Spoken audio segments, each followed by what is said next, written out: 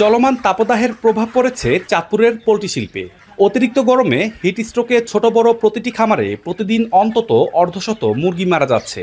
পাশাপাশি ডিম উৎপাদনের পরিমাণ কমেছে 30% পর্যন্ত। এতে খামারিদের ঘাড়ে পড়ছে উৎপাদন খরচের বাড়তি চাপ। তুলনামূলক বিক্রি দর কম বলে লোকসানের মুখে পড়ছেন তারা। হিট স্ট্রোকের ভয়ে কম দরেই বিক্রি করে দিচ্ছেন ব্রয়লার ও লেয়ার মুরগি।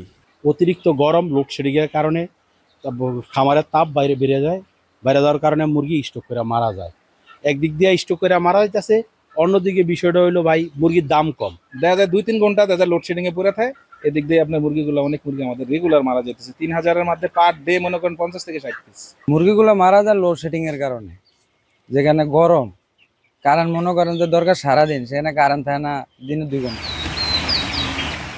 হিট স্ট্রোক থেকে বাঁচাতে মুরগির খামার ঠান্ডা রাখার পরামর্শ প্রাণী সম্পদ বিভাগের। পাশাপাশি লোডশেডিং কমানোর আহ্বান জানান তিনি। আমরা অনেক সময় বলি যে দুপুরে খাওয়াটা কম দেওয়ার জন্য, দুপুরে খাওয়াটা থাকবে অফ টাইম থাকবে, ওখানে তাকে স্যালাইন এবং স্যালাইন জাতীয় পানীয় থাকবে, সে সারাদিন ওই পানিটা খাবে। এতে তার যে স্ট্রেস সে সহ্য করতে পারবে, দখলটা সে সহ্য করতে পারবে। চাঁদপুর জেলা প্রাণী সম্পদ অধিদপ্তরের দেয়া তথ্য বলছে জেলায় প্রায় 1,500 নিবন্ধিত হাঁস মুরগির খামার রয়েছে।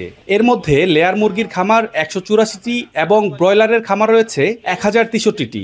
এছাড়া কক মুরগির খামার রয়েছে 158টি। জেলায় বছরে প্রায় 30,000 টন মুরগির মাংস ও 28 কোটি পিস ডিম উৎপাদন হয়। তালহা জুবায়ের, এখন, চাঁদপুর।